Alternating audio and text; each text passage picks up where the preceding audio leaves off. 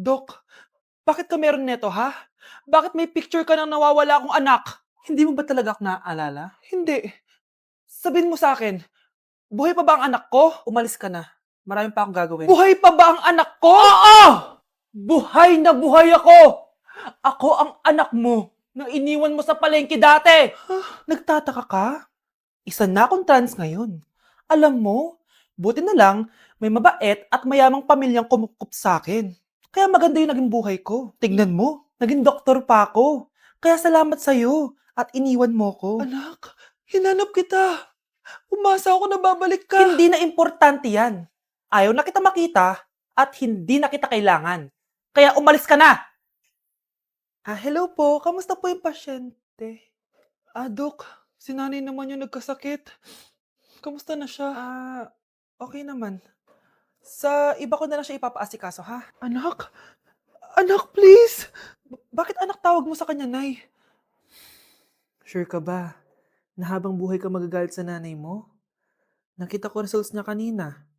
Anytime, pwede siya mawala. Magpapahangin lang ako. Nasaan na sila? Hello, nurse? Nasaan yung pasyente dito sa room 214? Anak? Ako ba hanap mo? Nay, akala ko may masamang nangyari na sa'yo. Anak, hindi na kita iiwan. Good news! False alarm lang pala yung nakita namin result sa nanay mo. Ibig sabihin, magiging okay siya. Salamat naman. Nay, ayoko na mawala ka sa akin, ha? Yay! May ate na ako! Yes! Ang taas ng score ko! Anong score mo, Scarlett? 19 yung score ko. Ay, hindi perfect. Buti pa ako, naka 20. Bawi ka na lang next time, ha? Scarlett, nagawa mo ba yung assignment natin? May assignment tayo? Hala, di ko nagawa. Huwag mo nang sasabihin kay mama. Sige, di ko sasabihin. Ma'am, may assignment po pala tayo. Ay, oo nga pala, may assignment tayo, class. Ang hindi gumawa ng assignment, bagsak sa akin, ha? Bida-bida talaga tong si Samantha. Okay, class, sinong iboboto niyong president? I nominate Scarlett, ma'am. Ako? Di ako papayag. Dapat ako yung maging president. Go, Scarlett, kaya mo yan. I nominate myself because I believe na mas responsible ako. I believe na hindi ako nangungupit ng class funds. Iboto niyo ako dahil matataas ang mga scores ko. Iboto niyo ako dahil hindi ako nangungopya para lang tumaas ang score. Ako ba pinaparinggan mo? Mukhang may natamaan ata. Congrats, Scarlett. Deserve mo maging president. Gagawin ko yung best ko. Good morning, class. Hindi na papasok si Samantha. Ha? Ano nangyari? Ang balita ko, nag-drop na siya dahil sa sobrang pressure sa nanay niya. Palagi siya pinapagalitan kapag hindi perfect yung score niya. Nagalit din yung nanay niya nung hindi siya nanalo ng president. Kaya, na-depress talaga siya. Kawawa naman pala siya. Ang bago nating top 1 ay si Samantha. Ang galing mo, Samantha. Naku, basic lang yan. Paano nangyari yun? Pasado kayong lahat, pero may isang bagsak. Si Scarlett, halatang favorite mo si Samantha. Pares lang kami ng average. Paano ako bumagsak? Di ba sinasagot mo ako? Di bagsak ka ngayon. Manda ka sa akin. A few moments later. Class, mag-behave kayo. Nandito yung principal natin. Magandang umaga, class. Kamusta yung bago nating teacher? Gusto ko pong i-report yung teacher na yan dahil may favoritism po yan. Favoritism? Sinungaling ka, Scarlett! Mabait sa amin si ma'am! Opo, ma'am! Mabait po ako sa kanila! Pantay-pantay lang po yung tingin ko sa kanila! Huwag mo na pagtakpan nanay mo, Samantha! Hala, OMG, magnanay sila. Ma'am Principal, pagpasensyahan niyo na siya. Baka di niya alam yung sinasabi niya. Meron ako ebidensya dito na nagpapatunay na binigyan ng sagot ni ma'am si Samantha. At tinawag ng nanay si ma'am. Bawal to sa school natin, Kayong dalawa, mag-usap tayo sa principal's office. Ma'am, magpapaliwanag po ako.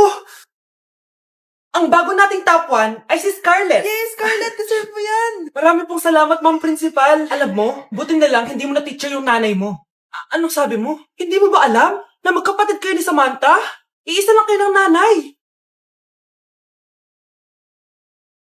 Mahal, gusto ko kapag nagkaanak tayo yung spoiled. Ang cute nun.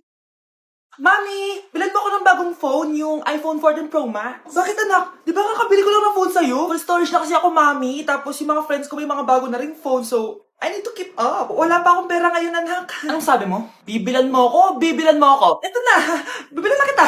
Wow, this is so nice. Mami, ang ganda nitong bag na to. Tara, shopping tayo. Kakabili ko pa lang sa'yo ng bag, di ba? Ganda kaya nun. Ang gusto ko, Gucci. Ang binili mo, Gucci. Ang mahal naman ang gusto mo, anak. Nagreklamo ka? Anak-anak ka dyan? Tara, shopping na tayo. Saan ako kukuha ng pera pambili nun? Anak, kain ka na. Pinagluto kita ng paborito mo. Ew, mami, ano to? Tinola yan, anak. Di ba paborito mo yan? Tinola? Kadire! Gusto ko yung steak from Gulf Gang. Steak? Huwag ka lang mag-inarti, anak. Kainin mo na lang yan. Ayoko. Mamatay na lang ako sa gutom. Bakit ba ganyan ka? Di ba gusto mo ng anak na spoiled? O, eto na. Ayoko na pala. Halika dito. Ibabalik na kita sa tiyan ko. Anak. Yes po, Nay. Bumili ka nga ng mantika sa tindahan. Ito, 5 pesos. Okay po, Nay. Hold up to. Huwag kang gagalaw. Kuya, wag po. Bigay mo sa akin pera mo kung ayaw mo masaktan. Pera? 5 piso lang meron ako. 5 piso? Akin na nga cellphone mo. Cellphone? Oh, eto. Ganda mo naman. Di na kita hold upin. Jujuwain na lang kita. Pwede ba? Kapag pumayag ako, makakatakas na ako. Sige, tayo na. Yes, may girlfriend na ako. Sandali lang may kukunin lang ako. Sige, babe, take your time. Few moments later.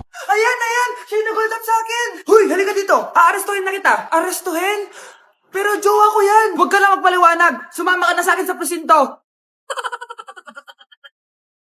Mga anak, mag-aaral na kayo sa Lunes. Yes, sa wakas. Face-to-face class na. Ayoko pa mag-aaral. Babe, magkikita na tayo. Anay, kailangan ko po ng notebook. Oh, eto sa'yo. Limited edition planner to, Wow, thank you, Nay. Ang ganda. Ano yung sa akin, Nay? Oh, eto, yellow pad. Bakit yellow pad lang? Tapos yung sa kanya, planner. May favoritism talaga dito Nay, kailangan ko po ng ballpen. Oh, eto anak, G-Tech. Ang mahal nito. Ingatan mo yan, Thank you, Nay. Hindi ko babagsak to. O, ikaw naman. Etong sa'yo. Bakit maleta, Nay? Mag-aaral na ba ako sa ibang bansa? Yan yung gagamitin mo kapag bumagsak ka. Dahil papalayasin na kita. 1 year later. At dahil mag-graduate na kayo, bibigyan ko ng bagong cellphone ang may pinakamataas na grades. Nay, 95 ako. Akin yung cellphone. 95 lang?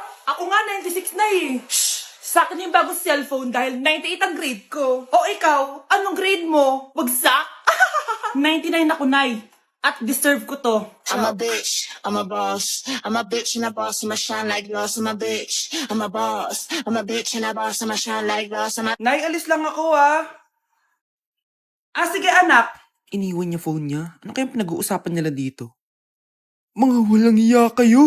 Humanda kayo sa akin. A few moments later. Bakit niyo po kami pinatawag, Nay? Kung hindi ko makikita yung phone ni Kyle, hindi ko malalaman pinagsasabi niyo sa akin.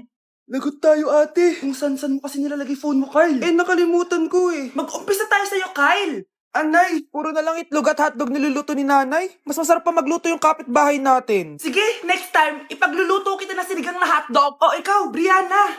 Alam niyo bang nagalit sa akin si nanay kasi dati with high honors ako, di ba? Tapos ngayon with honors na lang. Siya nga bagsak nung high school Oo, bagsak ako. Pero top 1 ako ng kinder. Kevin? Wala akong sinasabi Grabe talaga si nanay. Umaga pa lang galit na siya. Tapos utos pa siya ng utos. Bawal ba magpahinga sa bahay na to? Grabe. Wow, wala ka palang sinasabi At ikaw, Scarlett? Yes, nay. Mga be, alam niyo bang galit na galit sa akin si nanay dahil daw nag-boyfriend ako na maaga? Siya nga maaga nabuntis Di naman ako naggalit sa kanya. May problema ka ba sa maagang nabuntis? Wala akong problema, Nay. Idol nga kita Ha? Anong idol? Buntis din ako.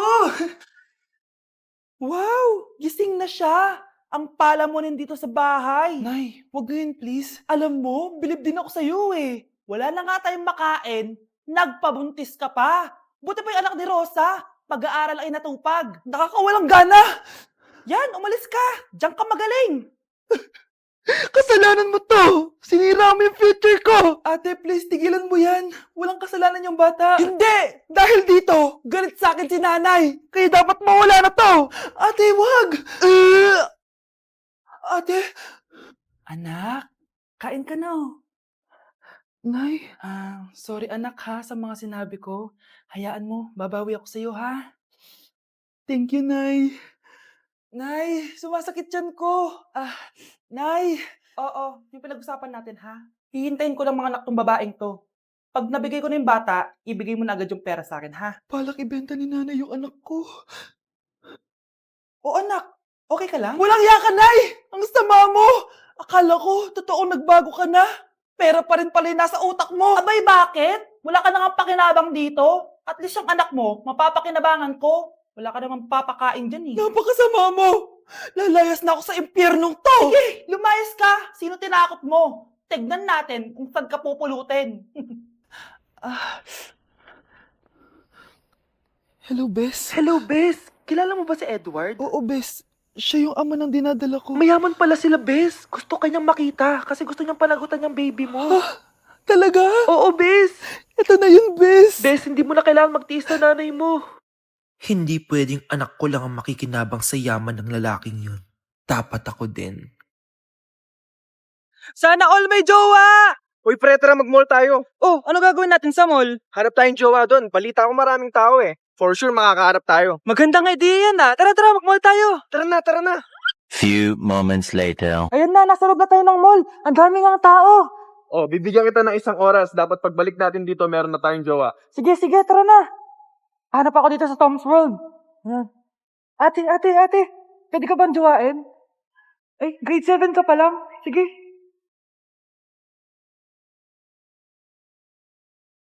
Uy, miss. Pwede ba kitang jowain? Ayaw mo ba sa singkat yung hindi kayo magpapalit? Ha? Ano nga panakit? Uy, wait lang. Ay, pwedeng jowain dito. Ba't kasi ayaw nila sa singkit? Pre, wala akong nakitang jowa. Ikaw ba may nakita ka na? Ayun na, may nakita na ako. Ha? Sino? Ayan o, nasa harap ko. Pre,